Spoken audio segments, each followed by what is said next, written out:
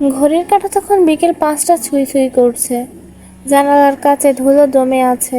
বাইরে থেকে সূর্যটা ঢোকার চেষ্টা করছিল, কিন্তু কাচের ধুলোর পরত আলোকে ভেতরে আসতে দিচ্ছিল না। রান্নাঘর থেকে এলোমেলো শব্দ ভেসে আসছিল। চুলার গ্যাস বন্ধ করা, থালা বাসন ধোয়া, জল পড়ার শব্দ। বসার ঘরের এক কোণে চুপচাপ বসেছিল জাহানারা। এই বাড়িতে সে এসেছিল 6 বছর আগে, শ্বশুর বাড়ি। যতবারই নিজেকে বোঝাতে চেয়েছে এখন এই ঘরই আপন তার, এই মানুষগুলোই তার পরিবার, ততবারই কোনো না কোনো ঘটনা তাকে মনে করিয়ে দিয়েছে সে আসলে একজন পর। জাহানারার বিয়ে হয়েছিল গ্রামের এক নামকরা ব্যবসায়ীর বড় ছেলের সঙ্গে। শুরুর দিকে খুব ভালোবাসা পেয়েছিল, শাশুড়ি মায়ের মতো আগলে রেখেছিলেন। কিন্তু একদিন সব বদলে গেল। সেই দিনটা এখনো মনে আছে জাহানারার। বিয়ের 1 বছর পরের কথা। ওর স্বামী হাসান একটা বড় ব্যবসায়িক ঝুঁকিতে পড়লো। ব্যবসার লোকসান শুরু হলো। তখন এই শাশুড়ির মুখ থেকে প্রথম শুনেছিল সে কথাটা, যা হোক করেছো, বিয়েটা ভালো হয়নি। মেয়েটা নিয়ে এসে আজ সংসারে অশান্তি। সেই প্রথম বুঝেছিল ভালো সময়ের আদরটা সত্যি নয়, মানুষকে চেনা যায় খারাপ সময়ে। দিন গড়াতে থাকলো। হাসান চেষ্টা করতো সংসার সামলাতে, কিন্তু নিজেই ভেঙে পড়ছিল একদিন, প্রতিদিন। আর জাহানারা, সে তো রোজ যুদ্ধ করত। শাশুড়ির মুখের ব্যঙ্গ, ননদের খোঁটা, দেবরের অবজ্ঞা, সবকিছু সামলেই হাসতো। হাসানকে আগলে রাখতো যেন সে না ভেঙে পড়ে। একদিন দুপুরে ঘরে বসে জামা সেলাই করছিল জাহানারা। হঠাৎ করে দেবর রাশেদ এসে বলল, ভাবি তুমি থাকো তো, একটু নিজের মতো, আমাদের কথা বুঝতে চাও না? আসলে তুমি তো আমাদের কেউ নও, এমনিতেই এসেছো। এখন বোঝাও বাড়ি তোমারও কিছু। এক মুহূর্তে চুপ করে গিয়েছিল জাহানারা। বুকের ভেতরটা যেন হিমশীতল হয়ে গিয়েছিল। মুখে কিছু বলেনি, শুধু নিচু সুরে বলেছিল, তোমরা যা ভাবো তাই ঠিক। এরপর সে আর কিছু চায়নি। রান্নাঘরে যত্ন করে রাখতো, সবার পছন্দ মতো খাবার বানাতো, কিন্তু কেউ তার দিকে তাকিয়ে বলতো না, ভালো রেঁধেছো বা তুমি খেয়েছো তো। হাসান মাঝে মাঝে কিছু বলতো, জাহানারাকে জড়িয়ে ধরতো, কিন্তু তাতেও মন ভরতো না।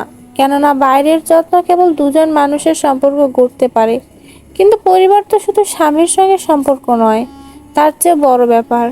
শুধু একবার, একমাত্র বারবারা হাসান তা আর জাহানারার মেয়ে।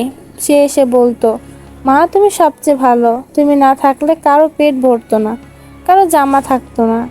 এই একটা কণ্ঠ ছিল তার আপন, যেখানে সে একটু ভালোবাসা পেত। এক সন্ধ্যাবেলা জাহানারা একা ছাদে বসেছিল। বারবারা তখন পাশের ঘরে পড়ছিল। ছাদের গা ঘেঁষে একটা শিউলি গাছ, যার ডালে সাদা ফুল ফুটেছিল। সে তাকিয়েছিল ফুলগুলোর দিকে। হঠাৎ পেছনে পায়ের শব্দ। হাসান এসে বসে পাশে। তুমি কাঁদছিলে? না, মাথা নাড়ল জাহানারা।